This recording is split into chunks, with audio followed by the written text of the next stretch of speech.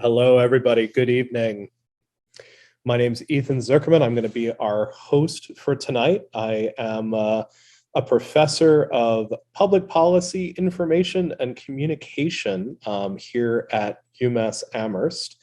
And as people are filtering into this webinar, I just want to take a moment or two to talk about this particular event at UMass and some of the larger conversations that we were having at UMass right now. There's been a really thoughtful conversation, both in the classroom and in hallways, about the amount of attention that's being paid to Russia's invasion of Ukraine and a comparative lack of attention to other really serious and tragic conflicts taking place in the world, including Ethiopia's war on the Tigray region that's been going on for the last 14 months, the civil war in Yemen that's been unfolding over the last several years, and slower conflicts like the occupation of Kashmir by Indian forces.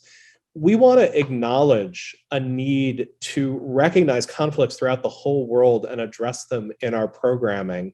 And we've done this in some cases. SBS put together some really excellent programming this past summer around Afghanistan. But I also want to acknowledge that American institutions, including universities like ours, have significant blind spots when it comes to communities of color, both domestically and around the world. And some of the focus on Russia and Ukraine reflects those biases. At the same time, we're now 5 weeks into a war that has forced almost 4 million people out of their home country to become refugees. It's internally displaced at least 7 million people. It's disrupted the lives of more than 40 million people. And it threatens to bring nuclear-armed nations into direct conflict with one another, something that was really almost unthinkable in recent historical times.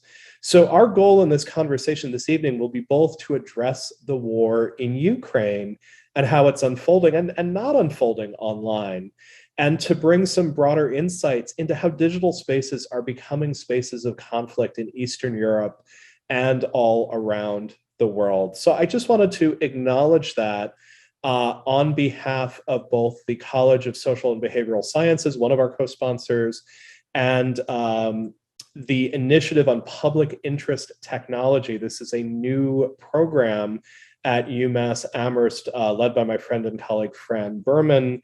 And this is very much a discussion that's in the spirit of public interest technology.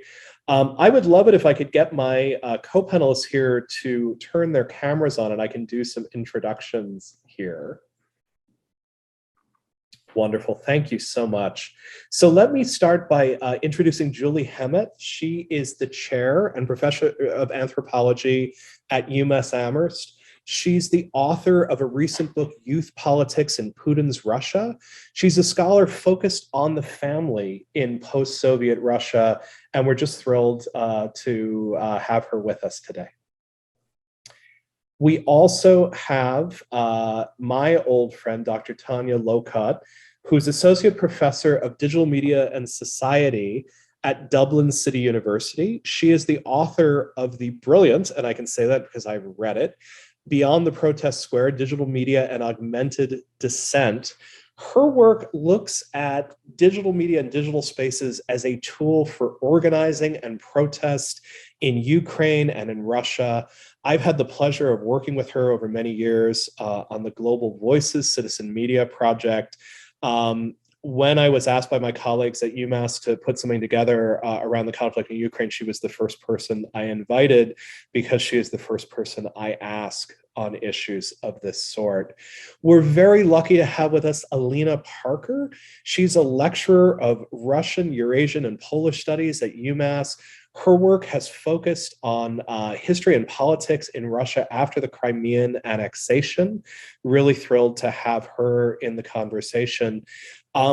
Finally, my good friend Bruce Schneier, who, his official title is Lecturer of Public Policy at Harvard's Kennedy School, but really one of the most celebrated cryptographers of our generation, an incredibly thoughtful commentator on all sorts of aspects of cyberspace war and cyberspace conflict, author of many books, including 2018's Click Here to Kill Everybody. Bruce describes himself first and foremost as a public interest technologist, which is a wonderful thing for this event. And what we're going to try to do in this event is take on not the entire topic of Russia's invasion of Ukraine, but some of these questions about how this conflict is played out in digital spaces. There's been a great deal of surprise that the Ukrainian internet has remained up and running through this invasion. There's been surprise that there have not been lots of cyber attacks on critical infrastructure or even harassment or defacing of many websites. And at the same time, there's been fascination over how Ukraine in particular has used social media to influence the narrative, to sway allies around the globe, and how Russia, by contrast, seems to be trying to keep the war off of its internet and really restricting online speech in the process. Last thing I want to say before turning this over to my brilliant friends, I want to note that there's a danger that these conversations end up being sort of abstractly about conflicts between Russia and the West, wars between superpowers. It is critically important that we keep in mind that this is a war that is actively affecting 44 million Ukrainians. We're going to try to center them as much as we can in this discussion. But Tanya, I want to start with you, if we can. Your wonderful book, Beyond the Protest Square, looks at this question of digital media as a tool for protest and dissent, chiefly in Ukraine, but also looking at Russia. It feels to me like some of the voices that we're hearing from Ukraine have really learned some of those lessons from the digital revolution that paralleled the revolution of dignity. Help us understand how this history of online protest in Ukraine is playing into this current catastrophe. Of course, and thank you, Ethan. It's a great pleasure and a great honor to be here and to be in this company.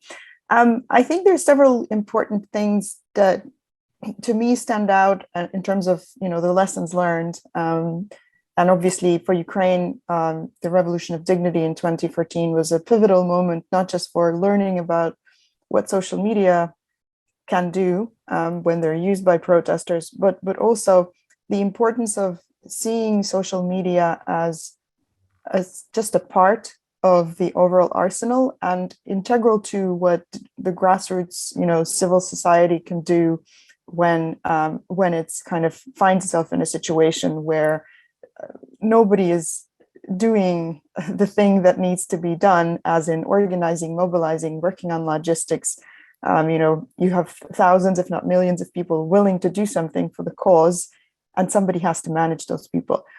So I think one of the things that we definitely see happening now, and throughout, the past 8 years, because obviously, the war didn't start on the February 24th. The war started almost immediately after the Revolution of Dignity ended, when Russian troops occupied Crimea and then later fomented rebellion and helped occupy parts of eastern Ukraine. So ever since then, civil society has been incredibly active. We have volunteer networks, fundraising networks that stretch across the borders of Ukraine. We have networks that began to fundraise and help medical needs of the protesters, and then switched to helping medical needs of volunteers who went, to fight in eastern Ukraine. And they're now, the same people are supporting the current army, which is obviously much stronger and much more organized, but we also have local defense forces. So the needs change constantly and the networks evolve with them. So I think this is one key thing for me to keep in mind, is that these aren't just online networks. These are actual networks of strong and weak ties. Some of these people have known each other for years. There's a whole lot of trust. There's also new people who come along and, they're viewed with suspicion, but there's like the secret language of how we vet people who we trust with raising money or with ferrying things across the border, or with going into towns where there's active warfare and to rescue people and to rescue pets. The second thing I would say is, I think not just civil society, but also government officials have learned a lot about social media. because I think up until maybe, well, I think during the protest they learned some things, but then it kind of became politics as usual for a while. We're like, oh, well, yes, we all need Facebook pages. We want to talk to the people. But, across the political spectrum, also, there was also an understanding that, oh, well, everybody uses bot networks and everybody pays for comments on Facebook. So, it's fine. We need to use it. But I think now that there's a very clear understanding that it's very important to be honest on social media, and that if you aren't honest about what your intentions are, or about the fact that you don't really know what the casualties are, because it's warfare, we don't really know, we can't count the exact number of people on either side who are dead or wounded, or the number of wounded civilians. The being honest and the being kind of very frank with people works much better on social media, and I think it has worked much better for Ukrainian politicians, including the president, than kind of trying to pretend like everything, and trying to pretend like where things are going and what's going to happen in 24 hours or in 48 hours. And the final thing I'll say is, I think people are much more appreciative of the power of language on social media. And Ukrainians in particular have really been very keen to say exactly how the war should be described. They're really adamant that it shouldn't be described as a situation in Ukraine or the Ukrainian crisis. They're really adamant that we should use the real terms to name these things, because naming things has great power. And so, we're calling it Russia's invasion of Ukraine. We're calling it Russia's unprovoked war of aggression in Ukraine.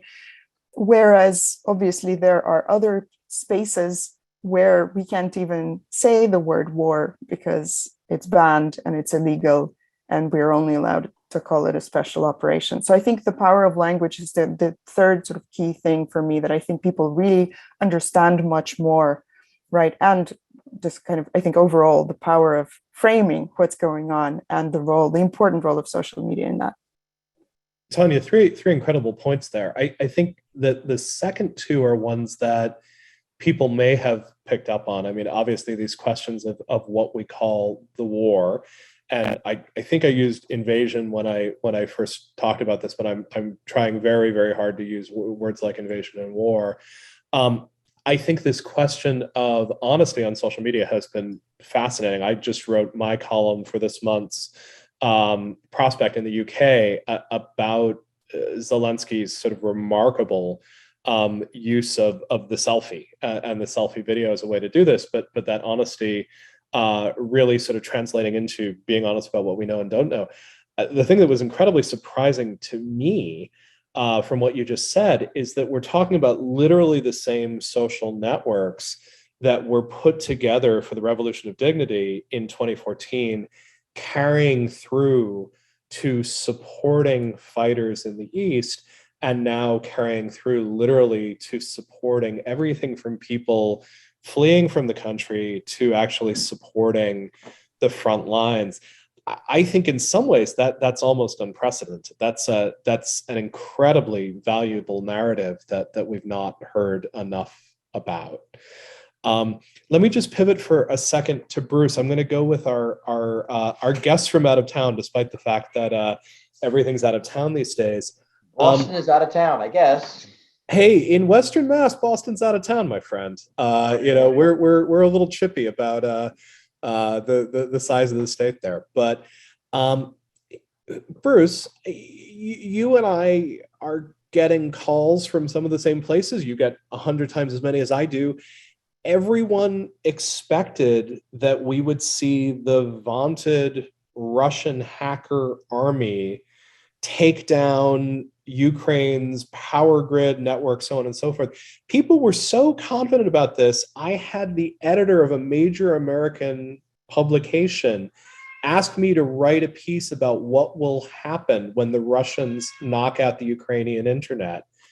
Why are we not seeing all-out cyber war? What's going on, my friend? And now we're seeing lots of commentary on that exact question. I probably have a dozen articles that I've read. I haven't written my own yet because I'm kind of waiting. But we've seen two things. In the first day of the invasion, the Viasat satellites in the region, in Ukraine and in neighboring countries, were hacked and physically damaged through a cyber attack. And that was clearly a Russian action. And then there was a data wiper that went after Ukrainian government websites and networks in the days leading up to the invasion. That was discovered by Microsoft and largely neutralized. So those are the two things we did see. As to why we're not seeing the great cyber war we all expected, there are lots of theories. I mean, my guess is the answer is going to be all of above, and I'm going to give you four reasons why not. The first one is that it's actually hard to pull off some of these attacks. And we talk about how easy it is, but it actually isn't that easy. And finding vulnerabilities, setting up the tools, running the attack is harder than we often talk about. And that's why you saw an easy thing like the wiper. I mean, that was easy. Just find a vulnerability and send it after networks. And easy to do, easy to counter. The harder ones are things like Viasat. We just saw that. And we saw no others. The second reason is that it really seems that Putin didn't tell anybody what he was doing. And cyber attacks are not general purpose. They're all very specific. So whoever the Russian cyber command is would need to know that on this date, we're going to need the power grid taken out. And there's going to be weeks, possibly months of prep work to make that happen. And if Putin doesn't tell his subordinates what's going on, they're not going to prep, and those attacks are not available. It's the second reason. The third is that these attacks are actually less effective than we might think. Ukraine has suffered two attacks on their power grid by the Russians in years previous. They both lasted like an hour, a couple of hours. Right? So you hack the Ukrainian power grid, it goes down for an hour. You bomb a power plant and it goes down for months. So these attacks are much more useful in what we're calling the gray zone between peace and war. But once an actual war, a shooting war starts, it's kind of, these attacks are a rounding error. They're not that interesting. It's reason three. And the fourth reason is don't discount Ukrainian defense here. They have been in Russia's sights for years. They knew it. They are prepped. They are trained. There are other countries helping them. And the things they defended that we don't know about, there's probably more than that wiper that Microsoft found. So those are the reasons I think we're not seeing the cyber war. What we are seeing is the cyber information war. Yeah. We are seeing Russian propaganda. We're seeing Ukrainian counter propaganda. Russia seems mostly targeted internally to stifle internal dissent. So all of their machine that went after our elections and go after other countries is largely focused internal. They don't seem to have a lot of bandwidth for propaganda outside the U.S. And and Zelensky is kind of a master at this, at public relations. I mean, it is sort of his career and his skill set to be really good in speaking in public, and that really shows. So I think that's largely why we're seeing what we're seeing. Now, I don't know what'll happen if this drags on for months, but that's what we're seeing right now. I was pleased, and I suspect Tanya was as well, that you brought in the sheer competence of Ukraine around this. Ukraine and Russia are actually both real powers as far as some of the digital dark arts historically, for good and for ill. You and I have both watched cybercrime over the years. Ukraine has often been on the wrong side, but what it means in part is that you have some people who are incredibly knowledgeable about these things. One thing you didn't mention, Bruce, and I'm sort of curious whether you buy this hypothesis. Some have argued that the internet and particularly mobile phone networks have stayed up because Russia was so ill prepared that it's having to rely on Ukrainian communications networks. Do you think that's part of what's going on at this point? I don't, because they've been sloppy about that. So they had a secure communications system that required 5G communications. and they did take down towers, and their system didn't work, and they were forced to use unencrypted communications, and the Ukrainians listened in on it. So if that's their doctrine, they're not doing it. So that really seems to be incidental and accidental, that they sort of built some of their communication systems to rely on these communication systems, and then are sloppy about physically bombing towers and communications links. That seems not to be it. They don't seem to be that strategic. The one thing actually I also want to mention, which I didn't see because it's blurry on my piece of paper, is the use of what I'm going to call cyber militias. Actually, we can call them cyber militias, or we can call them kids playing politics. And we're seeing that on both sides. We are seeing individuals, hackers, who are hacking into each other's countries and from third countries into Ukraine and Russia, trying to affect things. Mostly these seem to be pro-Ukrainian hackers. You'll hear them called anonymous. Anonymous is not an actual group. There isn't a leader. You can't talk to them. It is a moniker you put on yourself. But there's been lots of hacking printers to print information that's going into to Russia, hacking phone networks to try to talk to the parents of captured soldiers, trying to get data into Russia. And we've seen hacking on the other side, where pro-Russians have tried to hack Ukrainian websites and networks. And this is not new. We've seen this for literally decades, but it is playing in this space. So we're definitely going to get into this question of the propaganda war, the sort of citizen war, and all of this. I want to get a little bit of backup, and I'm going to lean on my UMass colleagues a little bit here on sort of understanding some of the context that we're examining around this. Alina, your work in particular looks at this notion of how the Russian media sphere has really hybridized and the ways in which platforms like Facebook and YouTube, but also I assume VKontakte and domestic platforms have become used by political activists and ordinary people. I'm really interested, we sort of started this conversation with the 2014 Revolution of Dignity, but of course the other 2014 event is the annexation of Crimea. Did the Crimean annexation in 2014, how did it change the media space? How is it changing now as this invasion and this war are sort of unfolding in what had been this very rich hybrid space, which also now seems to be closing?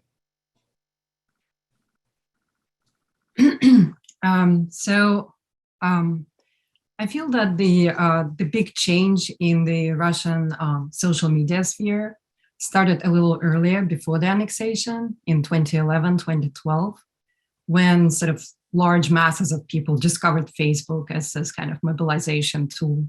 And these large mass protests were gathered in Moscow and around Russia in large cities. And I think this is when particularly the Russian liberals, very broadly defined, because it's such a complicated question what that means, gathered on Facebook, talked on Facebook, self-organized, etc. I think one thing that transformed Facebook after the annexation was that it became a battlefield in Russia because of the openness of this social media like Facebook, because people could see, people were on Facebook maybe just following the stories of their friends, and suddenly these friends and family members began posting articles about the annexation, about the events in Eastern Ukraine, etc. And so all of that sort of transformed into this very contentious space where people argued with each other on Facebook, posted their own articles, etc. And this is this was sort of the function that Facebook and other social media played in Russia in that sort of, in the development of that kind of civil society. And this is something that is closing now. So one thing that I do want to mention also is I think there's an impression that that maybe many people share, that in Russia there is no independent media, right?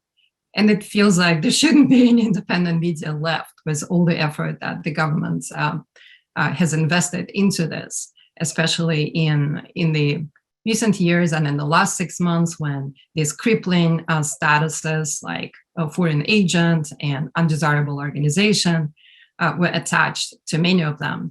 And yet they kept evolving. And so there has been this very vibrant media ecosphere, including the one and only independent television channel like TV Rain, and Meduza, which is an online outlet that was, an Isran from outside of Russia, from Latvia, and the iconic radio station Echo Moskvy, the Echo of Moscow, which has been running since the 1990s, and Novaya Gazeta, which whose founder won the Nobel Peace Prize this year, right? So all of these media created this kind of ecosystem, right? And so the thing that has happened just in the last 4 weeks, 5 weeks, is this amazing kind of shattering and shrinking that has been happening. So when the war first began, you could follow the live streams on TV Rain starting at 5:30 a.m. They just got to the studio and they began their coverage. Just 1 week later, the Russian authorities began cutting access to these media one by one. On March 4th, a new law was passed that criminalized any information that was different from the official point of view about the war.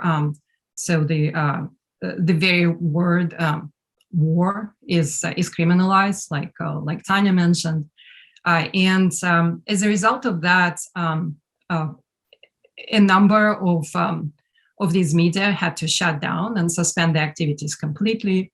Most recently, it's Novaya Gazeta just 3 days ago, after 2 warnings from Roskomnadzor. And one thing that, and also Facebook was blocked, right? And Instagram was blocked and Twitter was blocked. So I am trying to tie these things together. So the social media sphere was shrinking at the same time as this independent media sphere has been shrinking. And now they have kind of come together into this very different hybrid space that pretty much is limited to social media, which is YouTube and Telegram. And these two are kind of interconnected. They work together.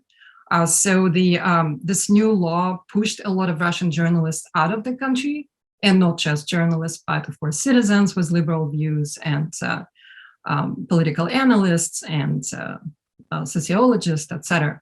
And so they began.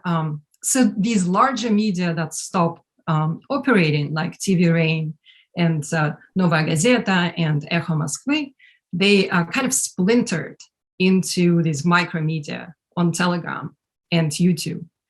And in a way, the interesting thing that I'm seeing now is this kind of almost tightening space, this kind of tightening network of these micro media, of the professional journalists from TV Rain and Echo, etc., who sort of start operating as this micro media, but also connecting with other micro media like this, and sort of processing all the wealth of information that is available through crowdsourcing and from official sources on the Ukrainian side, on the Russian side, from sources like the Conflict Intelligence Team and Bellingcat, these sort of investigative journalism sources. And basically the main function has become the interpretation of all this information. And second, I think emotional support to those who require it. And so, yeah, in this way, it's kind of. Alina, I'll add a quick detail that is sort of a horrible irony in all of this. The financial sanctions against Russia, one of the unintended consequences of it is that many of these independent media sites can't pay their bills anymore. I know this to be true because I am in discussion with people of a couple of the companies that you've mentioned, trying to figure out how to get them hosting for their archives, because literally they're not able to make payments anymore. And obviously that was no one's intentions in putting those sanctions into place. But it is this sort of fascinating irony that you have these independent media outlets that are being cracked down on by the government and are also losing their ability to broadcast globally because they can't pay for their own infrastructure. Tanya, I just want to turn for half a second on this very specific topic and sort of ask you, what about voices that we're getting out of Ukraine? We know that there's been this real embrace of, as Alina puts it, micromedia, particularly Telegram, as a way of sort of being able to share what's going on. Where are you seeing independent and investigative journalists sort of unfold narratives from a Ukrainian point of view at this moment in the war? Yeah, I mean, I think it's interesting because although the situation with freedom of speech in Ukraine is obviously quite different from that in Russia, it's not without restrictions. You know, we are in wartime. I do think, though, that there are some remarkable similarities as well. I think in Ukraine, one of the things we saw was after the Revolution of Dignity in 2014, there have already been a number of really exciting kind of new flourishing media that many of which were founded, you know, during those live streams from the protest. But then that began operating as kind of almost, in some sense, public service media. Many of them were initially crowdfunded, but they've kind of earned their reputation as independent and reliable sources of information. You know, like Hromadske TV, the public, well, they call themselves, you know, public media, but a lot of others as well. And increasingly, what's happened is they realized that by the time this most latest escalation started, it was incredibly important to them to keep informing their own citizens about what was going on, but also equally as important to have a way to reach the kind of global audience, and most importantly, of course, the English-speaking audience. So we've seen an incredible effort on the part of many Ukrainian newsrooms, independent newsrooms, to do English language reporting, because yes, there are a number of English language journalists, foreign journalists working in the country. Some of them are new to Ukraine. Others have been in Ukraine for quite a while and know the country well. But having those local reporters reporting sometimes from, you know, very small towns that kind of are bypassed by mainstream media, and telling the stories of specific people, or looking at specific small tragedies, you know, that unfold as the war goes on, I think has been incredibly powerful. And to me, that part of the reporting, you know, that yes, is tinged with understanding the local context, but also is incredibly powerful because it tells those small stories. That's been really important. The big similarity with what's happening in the Russian hybrid media sphere has been the important role of social media, and specifically messengers, and most specifically Telegram.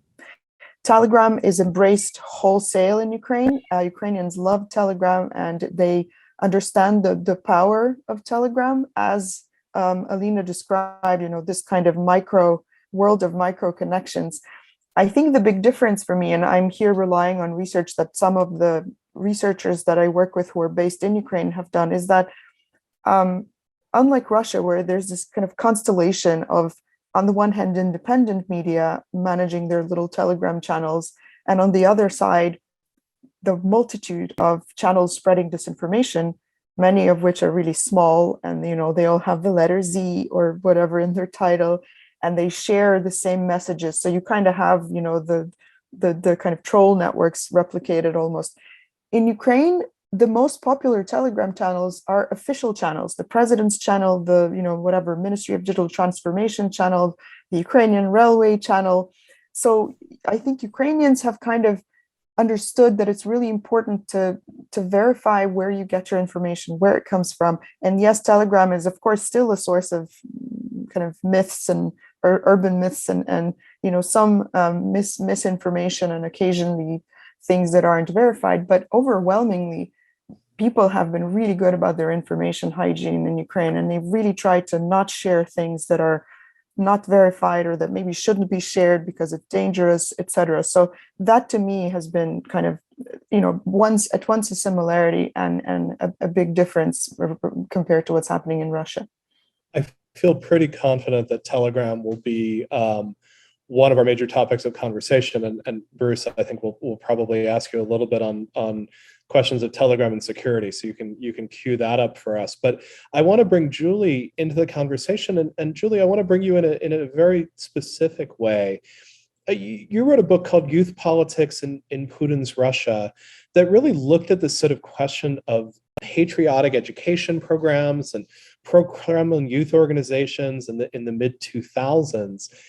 And I think now that we're getting some of these narratives that are extraordinarily unfamiliar to people in the United States, narratives about, really the notion of a Russia that extends well back beyond the past of the Soviet Union, a Russia whose borders are in our minds as much as they are in physical reality, a Russia that still finds itself at war with Nazis, things that are tremendously surprising, I think, from a non-Russian perspective.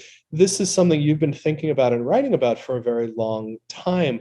What can you share about sort of the historical arc and this sort of notion of how some Russians were in many ways sort of prepared for what I feel comfortable saying is an unprovoked invasion, but obviously has a very different narrative coming from Putin and coming from the Kremlin? Thank you for that question, and thank you for having me on this panel. I'm learning so much from all of you. I really appreciate the opportunity. So Ethan, I'm going to respond to that question, and perhaps not a slightly different way to the way that you couched it. Yeah, because actually the work that I was doing in the mid-90s, I was focusing specifically on pro-Kremlin youth organizations and political technology projects that were highly experimental at that time. But, the horrifying thing for me as an analyst or an ethnographer who spent any time looking at these is just to see the ghastly kind of literal enactment of the kinds of narratives that were circulating at this time. So Nashi was, it exemplified the strategy of the Russian state at that time when, things were, just as we had the more hybridized media terrain that Alina's described, we had a very different kind of configuration of societal control, informational control. Russia during from the mid 2000s, when Putin had only been in power for a few years, through to really 2011 with those protests, that protest cycle, was, there was a lot of space for civic organizing, for the kinds of activism and trust building that Tanya, you were alluding to in Ukrainian space. And that was a place where I put my energies actually as a scholar. I was working with feminist activists and movements. And so there was a lot of possibility there, but things began to change in the mid 2000s, and the formation of these youth projects, these and patriotic education projects in the mid 2000s really marked this shift this concerning shift towards constraining civil society, NGOs, and this new strategy of co-opting oppositional repertoires and technologies and techniques. So you saw the sort of Russian state creation and flooding social space with ersatz movements such as Nashi. So these were, ostensibly faux grassroots organizations, so AstroTurf kinds of phenomena. So that was what intrigued me at the time, these projects to instill a sort of patriotic education and forms of loyalty in young people. Now, they were highly experimental, and frankly, they were kind of regarded as absolutely fringe and really wacky, and when I was doing research, even sort of government officials I spoke to, who one would expect to have some kind of investment in them, regarded them as highly problematic. So at that time, they were kind of like, it was like a project. It was like throw spaghetti at the wall and see what sticks. They were highly experimental kind of innovation labs. They were projects. They were discussed in such terms as projects. And the young people who participated in them frequently dipped in and dipped out. The kinds of people I was encountering were absolutely, they saw it as an opportunity for fun, maybe a little bit of fun, a little bit of state-sponsored leisure, or maybe as a vehicle for upward mobility. So there were all of these, these possibilities within that project at the time. Now, of course, but at the same time, it was Nashi, and organizations like Nashi were also incubators for the kinds of technologies that we've seen, the kinds of strategies that we've seen. So including the narrative, some of the narratives that you're alluding to in your question, Ethan, the Nazi piece. With Nashi means ours, meaning our people, right? So it's an exclusionary formulation of our people, those who are us, and of course it invokes the them, the other. So Nashi and Nashi's others. So it was already playing this kind of fifth column-y type, the construction that we now see having taken root entirely in Russian, with the latest declarations. The war basically declared against Russian society itself. So we saw that. We saw, narratives and tropes about World War II and fascists. We didn't yet see Nazis, but it was the fascist enemy invoked as kind of like this last period of clarity of, Russia's last great generation, etc., who young people were encouraged to model on. So you saw that being raised, but it was frankly regarded as very fringe. And, this changed, over the years of its existence. And the key points were ones that Alina's alluded to. So 2011, the Bolotnaya 2011-2012 protest cycle was huge. That was a moment where you saw this acceleration of borrowing from oppositional repertoires and tactics, including digital media tactics. That was a really pivotal moment, right, where you see the generation of the kinds of things that we now know a lot about, right, the Russian hackers and the troll farms, etc. This was kind of around that period, and you had organizations like Nashi generating their own visual digital materials and disseminating them using YouTube, etc. This was a kind of new turn that Alina was alluding to, the sort of attempts to colonize the internet. And of course, the annexation of Crimea was the next big moment, the big pivotal moment where things became, accelerated even further. And this kind of, dark militarized turn became all the more apparent. So you see the sort of seeds of this taking place. With regard to the impact it had on society, it's very mixed, and for the context, for the period of the time I was doing ethnographic research, I would say, there was a carelessness about it. It was a political project, political technology project that was pitched and that didn't necessarily stick or gain traction. But of course, there were those with whom it did gain traction, those who entered into leadership positions and then became, very active in producing more forms of informational control and propaganda products. So, but Julie, this is fascinating because I think there's a tendency in US and European circles to see, sort of phenomenal planning and malevolence from Russian political technology. I mean, I think people who even follow things superficially are sort of aware of these fascinating figures who are responsible for sort of orchestrating a web of fake political parties and so on and so forth. And you're basically shattering this and sort of saying, well, Russians don't take it seriously. Has that shifted? Or as some of my, my friends, including friends who write for things like Medusa, it seems like something very, very strange happened early this year.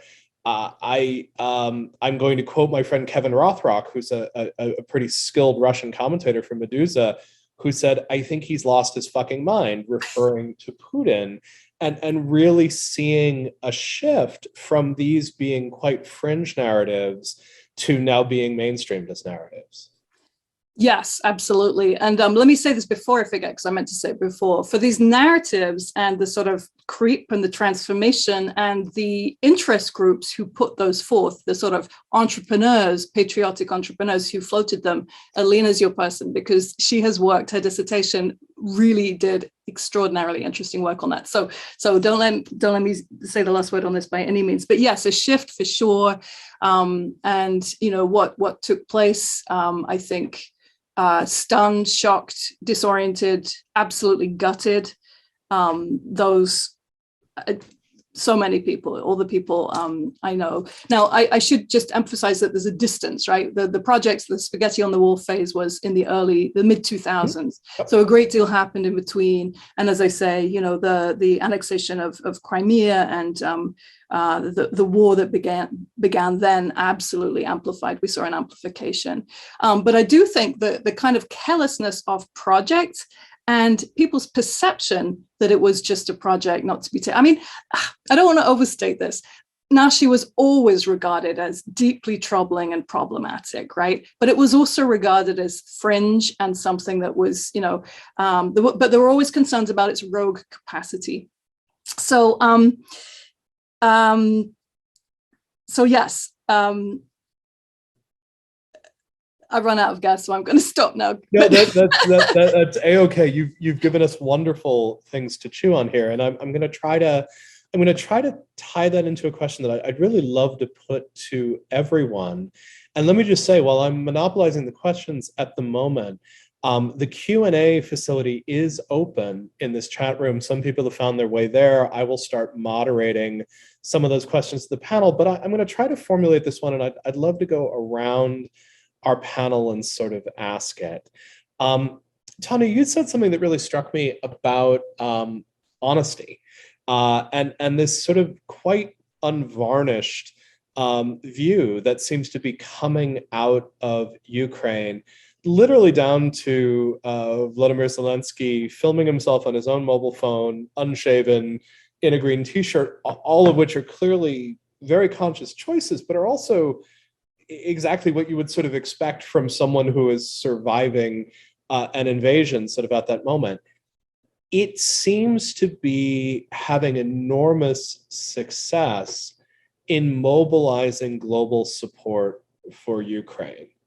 At the same time, Russia's response feels incredibly old-fashioned. It feels almost Chinese in the sort of construction of a great firewall. These things can't be said. These channels are closing off. Is it too simple to sort of understand this in terms of Ukraine is mastering the information war and Russia is playing from an old playbook? Or is that just an oversimplification of the situation? I think it is perhaps an oversimplification. I also think that sort of like your general takeaways about, Ukrainians understanding that honesty and emotional investment is really important, and Russians not really know how to do that. I think that's also true. I think Bruce mentioned this briefly, like Putin is just not a great public speaker. Like he does not have great stage presence. Even, when he's in a stadium with 80,000 people, like he walks funny. He's wearing a funny jacket. He just doesn't, So I think like he to some extent understands that, and that's why maybe he prefers to sort of hide behind the usual kind of old school diplomacy. I think the Ukrainians understand that for them, it's incredibly important to show that, this is horrible. This should not be happening. And I know like sometimes there are these kind of overused tropes that, well, Ukrainians, but everybody else also uses it, like, oh, we can believe this is happening in Europe, this is happening in the 21st century. I'm like, just the fact that this is happening at all is horrible and it should not be happening. And so I think, that is something that they've really put kind of at the center of their communication. Somebody, I think a Ukrainian colleague in another event I was in, pushed back against this sort of information warfare or counter propaganda and said, no, what Ukrainians are doing is collective communication.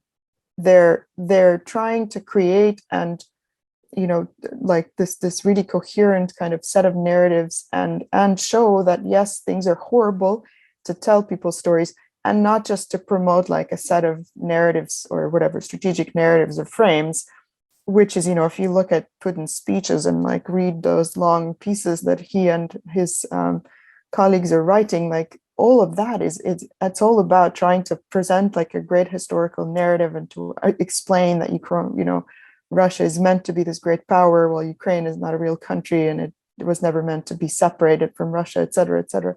And I think that's why, because like those things, like I know the French president calls Putin very often, and he has spent hours on the phone with him listening to those rants.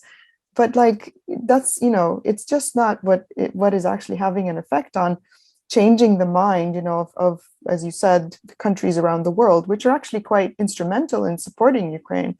I mean, yes, everybody says Ukrainians are doing great, but if they didn't have the support they got, we would not be doing so great. So yeah. They understand the importance of these communications and of this chosen style of communications, which is also really easy to do because that's just how things are.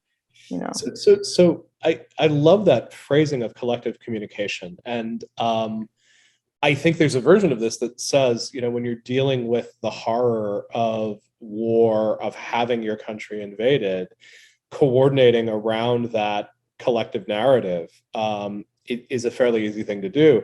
There's a cynical side of this that essentially says, and by the way, it's brilliant and seems to be vastly more successful. I just love it. Does anyone else want to get into this, Bruce? I think you've got something to say on this, but you have to unmute, my friend. I know it's a rookie mistake in 2020. I think what Tanya said was right. It's simplistic to say that Ukraine is winning this information war and Russia's behind.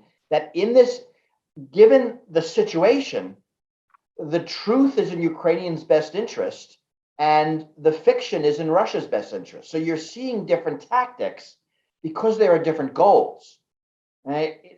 So, I mean, in a sense, I don't know about this way to say it, Ukraine is lucky that the truth is on their side. So all of this authenticity and truth and narrative and storytelling and getting the facts out works in their benefit. Where for Russia, it's the exact opposite. So they're using tactics to close down the truth because that's benefits them. I think that's a better narrative than old versus new. It reminds me a little bit of the quip that reality has a well-known liberal bias, and how this sort of comes into media narratives in the U.S. But yes, in this case, the sense of horror globally is pretty easy to bring about, in part because the situation is in fact so horrifying. In fact, and you could imagine if Russia's being invaded by somebody, that they would be using these same truth ground up tactics, and they would work just as well. I was going to go in a slightly different direction, which is actually sort of asking the question of where people do seem to be taking Russia's side, including China, India, which has been very surprising to see in all of this, and sort of trying to understand how these narratives are sort of getting picked up elsewhere.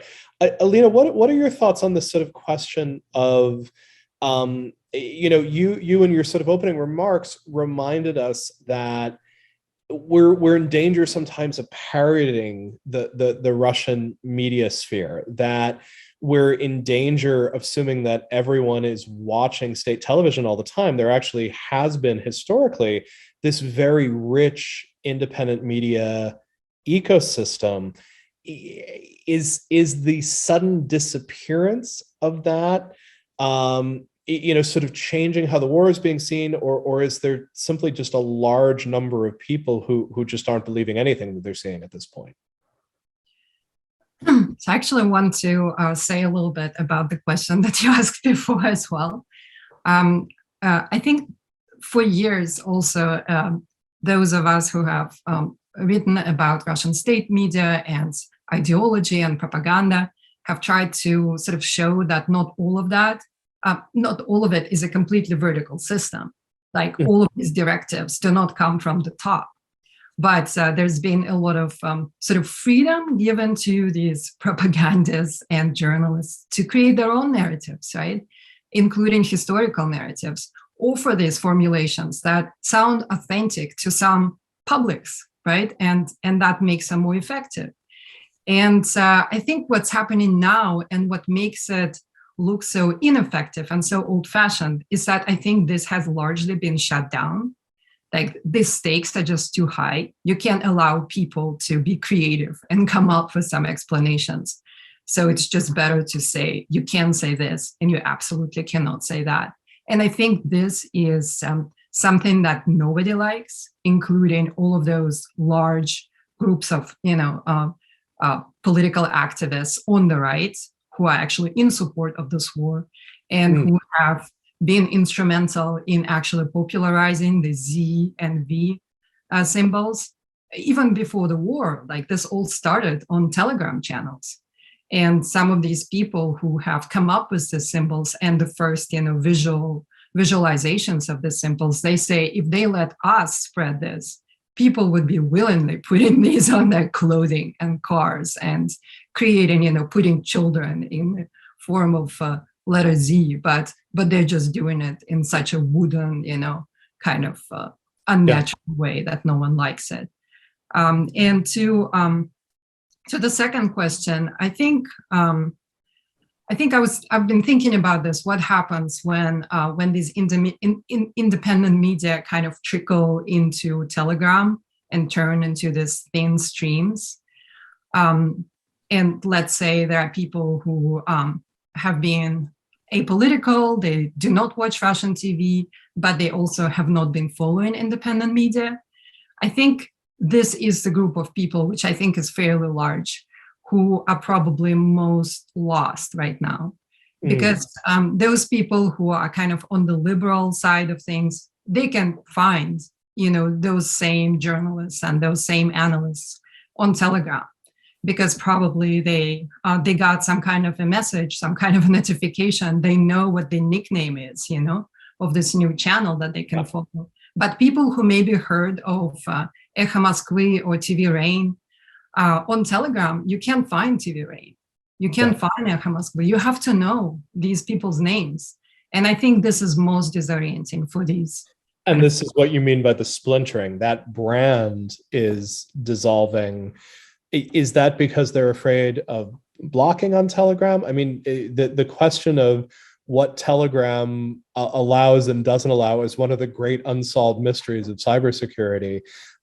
Is there a reason that TV Rain is not operating under the brand TV Rain on Telegram?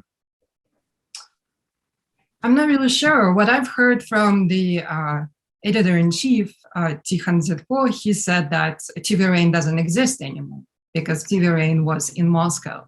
So now we will create at some point something new, but it will have a different name. So I don't know. Which is a very Russian answer in as much as it is extremely complicated and extremely simple at the same time. I think though that's actually not just a poetic Russian answer, but it's because the entity itself is kind of outlawed in Russia. Russia can also demand that any new channel that is created under the name, be it Echo of Moscow or TV Rain, can legitimately be blocked. So it's the kind of fatum, if you will, and that, but it's also like it's literally they will have to reinvent themselves somehow. Julie, any thoughts on this question of whether this is a battle between new or old? And then I'm going to start going to some of these excellent questions that are coming in from the Q&A. Yes, no, I'd love to speak to this. It's a great question. And I want to piggyback on what Alina said about the the importance of these kinds of third-party entrepreneurs, or these actors who were in fact given tremendous freedoms to produce this kind of content. I mean, Russia even until last year had this kind of hybrid regime type tactic of combining repression and legislation that shut down, right? The sort of repressive moves that we're all familiar with this other sort of set of tactics of whether it's generating a productive sense of things, right? Whether it's creating ersatz movements or using social media technology, digital technology to circulate things and giving this amazing, enabling this creativity to be exercised. And humor. And this kinds of enters into diplomatic language. And I got excited about what you were saying there. I was on a recent panel on geopolitics and geopolitical humor. So humor and this kind of sarcasm in diplomatic communication, right? In political communication, we see it exercised widely by Sergei Lavrov and even by Putin himself, this dark, this appropriation of humor, which was used so effectively by oppositionists, in the sort of public sphere in a very obfuscating way. So to this issue of honesty as a tactic, the tried, tested, successful, confoundingly successful. We know how these ideas and constructions zip through the right-wing media, right, in a hybrid media system, and we know how they're picked up and celebrated and cause diverse publics to laugh, right, outside of Russia. So this kind of tactic is no longer possible with the shift to shut down these measures that have been enacted. And for sure, Russia's response feels clunky, old-fashioned, old school. It's like the old playbook. We still see these sputtering little efforts to do this kind of these new informational control strategies. I don't know. Well, I'm thinking about Putin's recent attempt to equate himself with J.K. Rowling, his cancel culture. Yeah, these vile sorts of initiatives and attempts to couch things in terms that will hit home amongst certain publics outside of Russia. We saw another faux social media TikTok campaign, Russian Lives Matter. So we've seen, like these really troubling manifestations, but they are less frequent and I think less successful. I think precisely, in terms of do they persuade?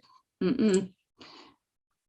Yeah, that's actually quite remarkable. The notion of a Russian Lives Matter campaign, given how poorly received, All Lives Matter and sort of similar attempts to hijack that campaign have been.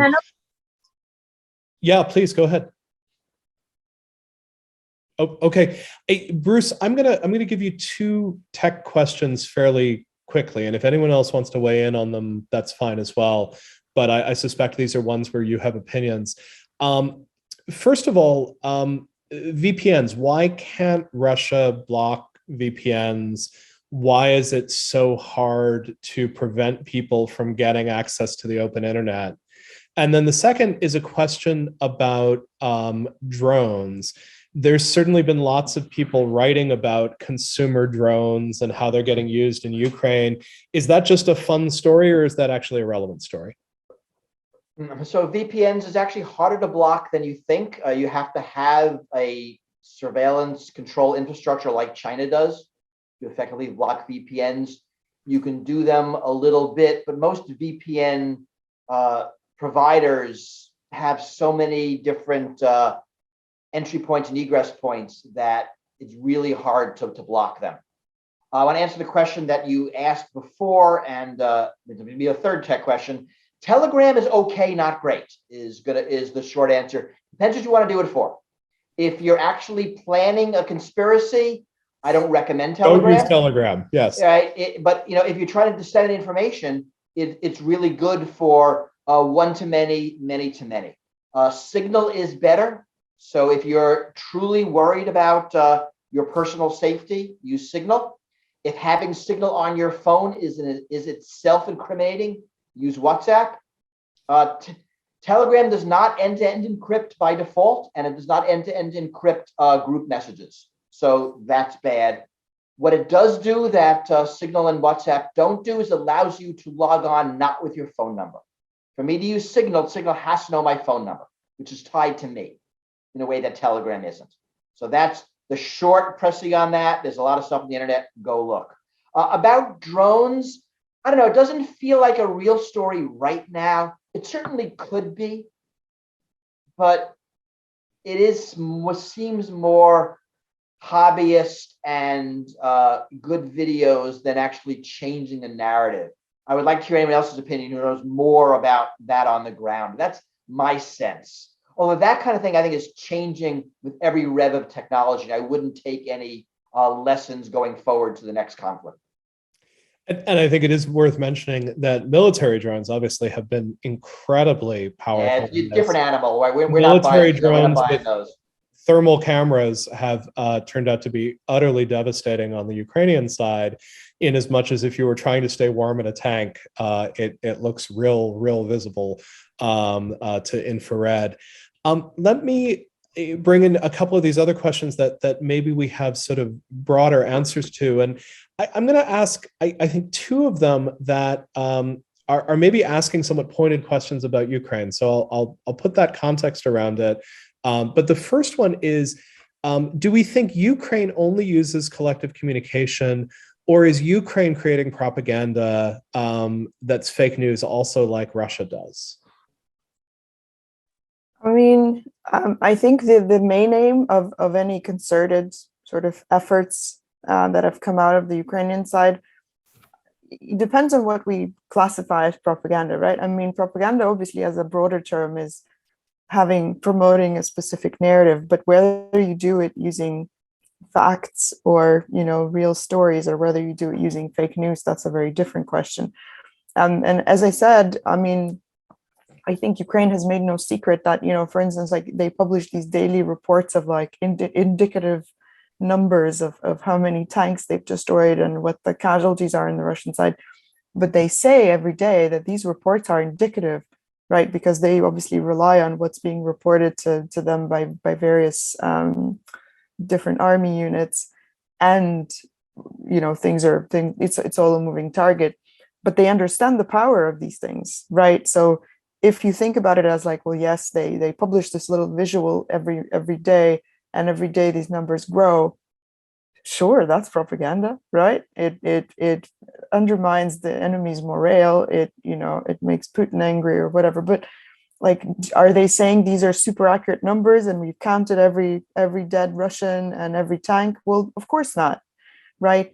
And then I think that's kind of, for me, supplemented by these really keen efforts on the part of the open source intelligence community to actually verify every bit of those things, which is incredibly hard and it's incredibly tough work. But like, even if we listen to the OSINT guys, a lot of them are saying like, wow, the rate at which these tanks are getting destroyed or captured is absolutely insane. So, yeah. Right, I think the Ukrainians also have tried to, as much as possible. I'm sure there've probably been people who've maybe suggested using fake news or, promoting some fake stories that, but I think they're also incredibly aware of the fact that that's Russia's reputation. And insofar as much as possible, they would like to stay away from that, because they know how bad it can get, and how it could hurt the Ukrainian effort if they actually go for that. So I think, yeah, there's probably been temptation to do it, but insofar as I can see, they've tried to stay away from it. And apart from these like harmless urban myths, but like the ghost of Kiev pilot who's like shot down this record number of planes, like we don't really know if it's one person or if it's actually 5 people who are doing all this stuff. But these are more like harmless, inspirational stories. Tanya, let me ask the second uncomfortable question, and then let's see if Julie or Alina want to sort of jump in on that. It's from my friend and student Spencer Lane, who's a doctoral student over in computer science. One of the narratives that's come out of Ukraine in the past few years is that of the Azov battalion, a literal neo-Nazi element in Ukraine's National Guard. Before the invasion, Azov was one of the more visible aspects of Ukraine in Western media, at least in sort of online circles. Is that influence of Azov overblown, or is there actually something to this narrative, sort of noting that this has become a very popular right-wing narrative to try to support the Nazi narrative? My answer is very simple. Are there neo-Nazi elements in the Azov battalion and more broadly, whatever, in the Ukrainian civil society and politics? Of course there are. Is their influence overblown? Yes, it is. The Azov battalion is not all comprised of people who hold these right-wing views. There's also a great spectrum of what right-wing views people hold. The fact of the matter, is like, if we look at how much influence it has, like, there is not a single member of parliament in Ukraine who represents any of the even vaguely right parties, let alone far-right parties. Whereas that is not at all the case in many other parliaments around the world, especially in many European countries. So I think, look, there's certainly, nobody's saying Ukraine doesn't have these elements in their society. They're not a dominant element. They were not a dominant element in the Euromaidan protest. They were not also a dominant element in the current situation and in the current war. And they're certainly not the ones making the decisions. It's also been helpfully observed that white nationalism often has a real problem in the U.S. Army at this point, or in U.S. military, and in the Russian civil society, and in Russian politics as well. I can confirm that based on conversations with senior U.S. military officers, where it's a huge worry for them in sort of ensuring that it is not a major point of influence. So appreciate you addressing that. Julia, Alina, any thoughts on this question of this aspect of the narrative that Azov Battalion is a real thing? There is an aspect of white nationalism, at least somewhat in Ukraine, but certainly in Russia as well. Are these narratives that you're seeing sort of surfacing around this? Maybe some of this connects back to the sort of opening statement I made about the ways in which much of the focus on this conflict has focused on white people shooting at one another, which is not something that U.S. media is used to and does seem to pay an enormous amount of attention to.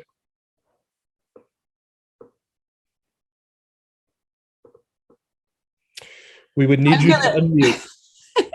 No, I was just going to invite Alina to speak about this because, I mean, Tanya, I second everything you say about this, and it's disconcerting to see the way in which these narratives become so centrally upheld, and they are circulating very successfully, and I've seen them show up in unexpected places, right, in my Facebook or friends of friends. It's concerning, but I think the question about the narratives and the ways in which this is metastasizing or developing and related to the Z movement, this is something I think Alina and I spoke a little bit about earlier, but did you have anything you'd like to add to that? Because I know you've given it some thought. I just worry that I might add too much and just keep talking. So I'm trying to kind of compress my thoughts. Yeah, give it a try, please. I mean, from what I've read about the Azov battalion, right, is that it has become a lot less neo-Nazi over the last 8 years than it was when it was first founded. Meanwhile, according to the Russian sort of propaganda, it's the opposite. Like, it keeps growing and getting larger and larger. And I think I don't know. Like, I guess for now they can keep it up and they can make it believable, maybe to some Russian people. But I think at some point, like, this will become a problem because this Russian ideology for this war, this denazification of Ukraine, is based fully on this, the idea that a lot of Russian people subscribe to, that we have defeated Nazism, we have defeated fascism, we are the good guys. At some point, I think this illusion will begin to crack and shatter, and gradually people will, begin to question. I mean, I just can't see how you can't not question, because so many people now, they just refuse to believe anything about the civilians being injured and just saying that all of that is fake news. So I feel like at some points, like this is going to play a trick on the Russian government, this denazification. And I don't know, at some point, don't you have to see that that Z is just a swastika? I mean, it's not anything else. So thank you for that. I'm going to answer, I'm going to put up a couple of questions, but I'm going to flag them, which is to say, there's a couple of questions that are basically asking, is Russian cyber war going to come to American shores? How far will Russia go? And I just want to say, in some ways, it's a bit of the wrong question. We're dealing with 44 million people whose lives are destroyed at the moment. We're dealing with enormous implications for people in Russia and Belarus who didn't want to be in this war. I think one of the things that may not be obvious to people is that the lines between Ukraine and Russia and Belarus are fuzzy to an almost absurd degree. Almost everyone in Ukraine has someone they know and love in Russia. Almost everyone in Russia has someone they know and love in Ukraine. This is a horrific situation. And whether or not, someone shuts down the power grid in Western Massachusetts may not be the key piece in all of this. Bruce, I want to let you maybe take that on and sort of, say, you put out this intriguing idea that it takes a while to prepare cyber war. Maybe we're just not seeing it yet because it's going to take a while to see these sort of attacks. Do you think this is going to become more of an issue? Or do you think this is more just a way in which we sort of, are going through the process of making it about us rather than making it about people in Eastern Europe? I mean, I don't know. The US government thinks that it is certainly possible. CISA has issued statements. They are briefing companies. They are saying not that it's possible, but they have real intelligence that attacks against United States, Western European countries are being planned. Whether they happen, I mean, Putin has to say yes, and it is an escalation, and that's something I don't know. But the US government is taking it seriously, and not in the normal abstract, it's dangerous out there, be prepared language you're used to, that they're seeing specific things. So okay, they have access to intelligence, and that's what they're saying, and that's sort of the best I can convey. Got it. Okay, so that's actually a higher level of concern. It is. Than I expected. And I'm worried, and I'm usually not a worried person. Interesting. Okay, well, I guess that's true. You're not a worried person in the grand scheme of things. Yes. Anyone who writes a book, Click Here to Kill Everybody, certainly has a certain amount of worry going on. There are a couple of wonderfully good-spirited questions here that I want to bring in. They basically come to this question of, are we seeing Russians online condemning the invasion? So people observing that in the annexation of Crimea, you saw Russian athletes, some ordinary Russians, come in and sort of speak out about this. Are we seeing that at this point? Are we seeing people reaching across this this line that is, while a firm international boundary, an incredibly complex cultural and personal line?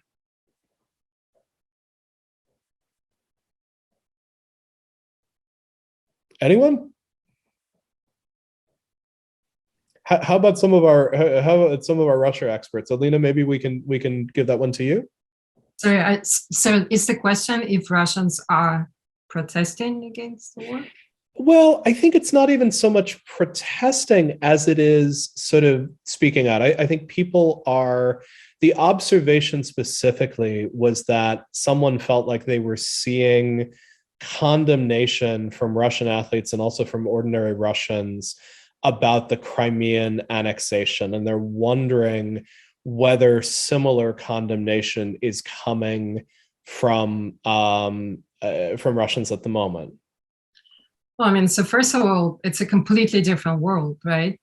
Right now, there's this law that actually can send you to jail for 15 years Like that's a very, very high stake. It's a very serious threat, right? And yet you have people, protesting in the streets, sometimes in very kind of inventive ways. I don't know if you've seen those videos and photos of someone getting arrested because they are standing there with a piece of paper which says 2 words.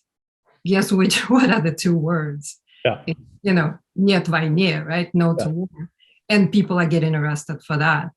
There are people who stand there with a blank piece of paper and they get arrested because anyone standing in a public place with anything is a protester and has to be arrested. And so, I think anyone who does it, anyone who posts anything on Facebook, knowing that they're so exposed, I think it's huge just having those few people who do it. Meanwhile, it does give context for the street protests where, people were immediately arrested, and it was very clear that people were immediately arrested.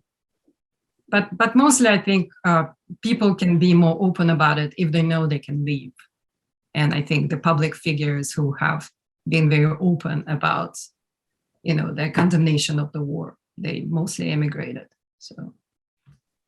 Yeah.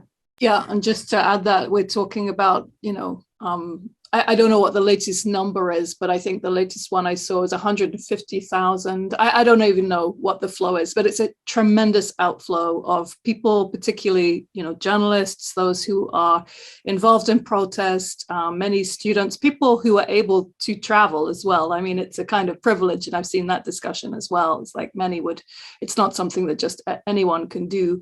In addition to that, there are those who are already repressed, right, who were exited the country or forced out of the country a year ago when the Navalny protests were taking place. And so you have, a civil society that's been systematically pummeled. And so a very different world from 2014.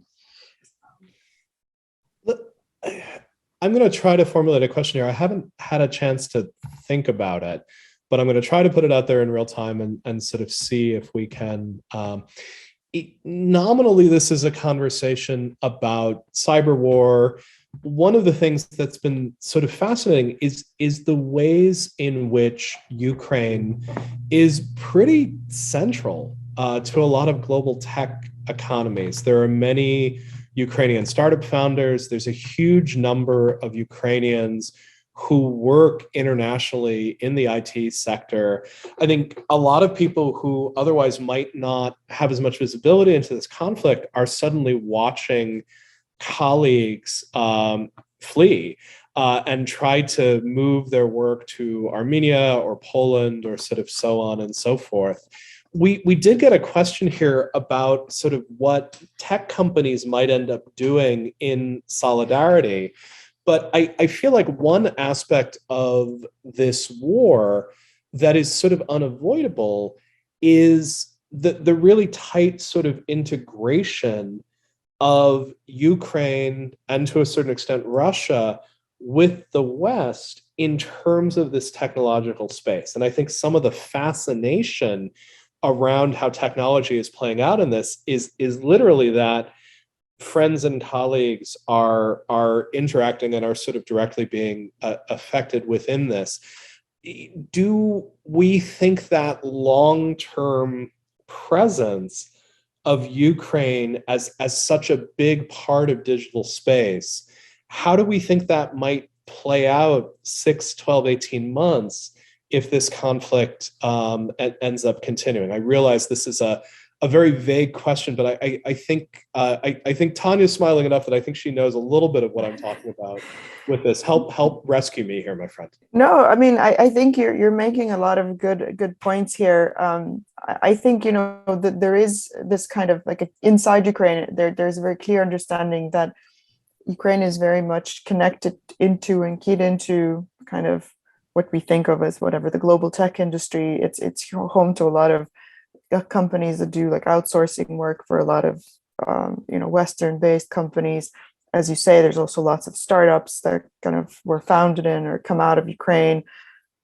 Grammarly is a Ukrainian startup. There's lots of others. So it's been really interesting to see, like, a lot of those people have been basically just, fundraising and trying to drum up support, working with their networks. A lot of other companies, or a lot of other techies, I know several personally, what they've been doing is they've been literally going around door to door saying, hi, we work with you. I'm Ukrainian.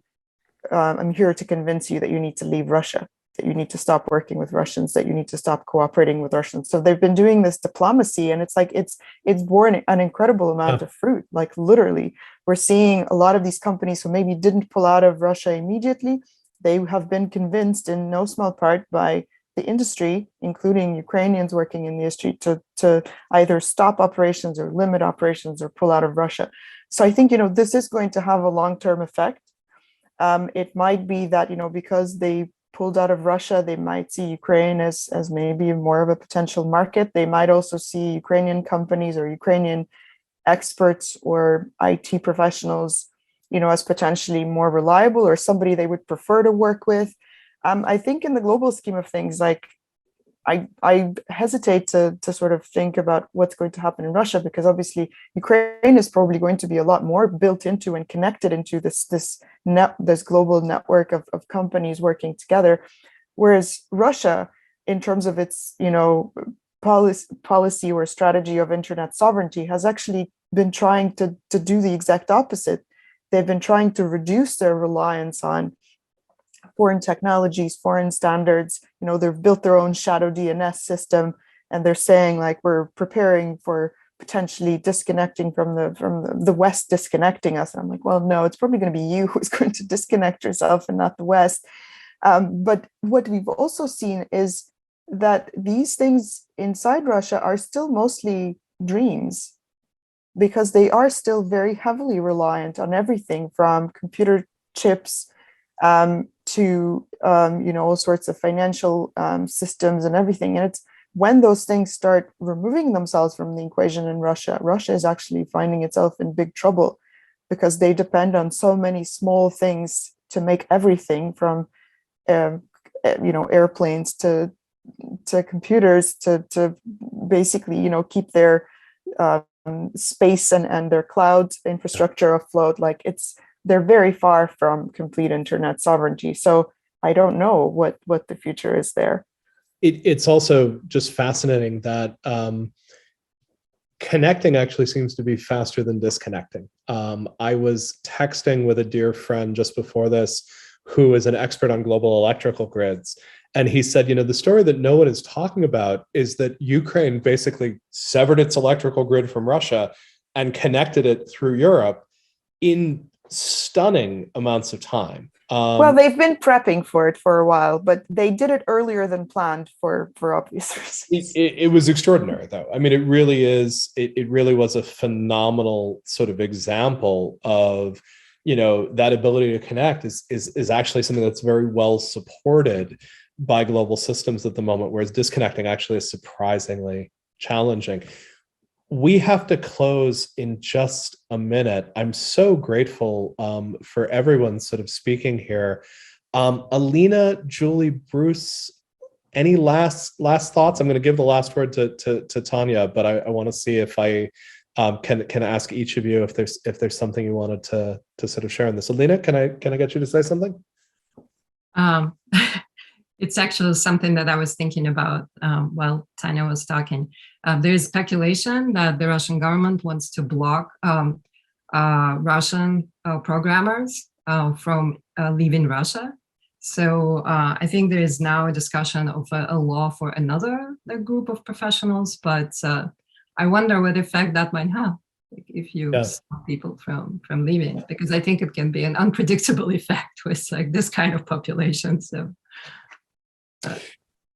Tanya, I just want to give you the last word here. You're more personally impacted by this situation than any of the rest of us, and we're so grateful for you being able to spend some time with us and sort of help us understand this. What do you want to make sure that everyone on this call takes away? I think it's sort of what we've all been talking about, is that, as you said, obviously this war is happening on Ukrainian soil and it's affecting Ukraine, but Ukraine is not disconnected from the rest of the world. So, it is a war that ultimately affects everyone, whether through stalled grain exports to the Middle East and North Africa, and, potentially having repercussions there, or, these attacks like the one Bruce described at the very start on Viasat, which, yes, it's impacting Ukraine, but ultimately attacks like this can impact everyone around the globe. So I think, this is kind of the reality of conflict today, is that no matter where geographically it's happening, if it grows big enough, and if we're talking about kinetic war on the ground and cyber war and information wars, it's impossible to draw those borders and to say, oh, well, we're just going to sit here across the border and be safe, because that's not the reality. So I think understanding, that no matter where this war is happening, be it Syria or Yemen or Ukraine or Myanmar, these wars ultimately spill out, and they affect everything from, the future of IT business and IT networks, to platform moderation policies, to, the health of people who maybe don't get enough food because the grain export didn't arrive, to how we're dealing with changing to cleaner energy sources, which now everybody is suddenly talking about again because, of the implications of Russia's trade in oil and gas, and how nobody wants to have anything to do with them anymore. So yeah, that would be just, I think, maybe what I would want us all to keep focusing on, is that every war is a war that connects everyone. And so that's how we should be approaching this situation. I think that's an amazing reminder, Tanya. We could have an entirely other conversation about some of the implications of this globally, and how this may be changing energy, how it changes trade, how it changes war.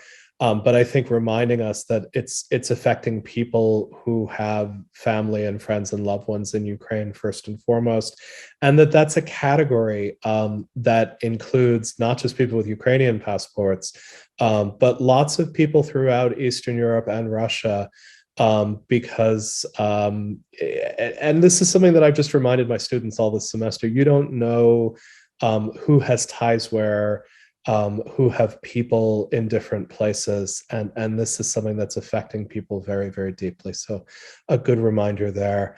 Thank you so much, Tanya, Lokot. Thank you so much, Alina. Thank you so much, Julie.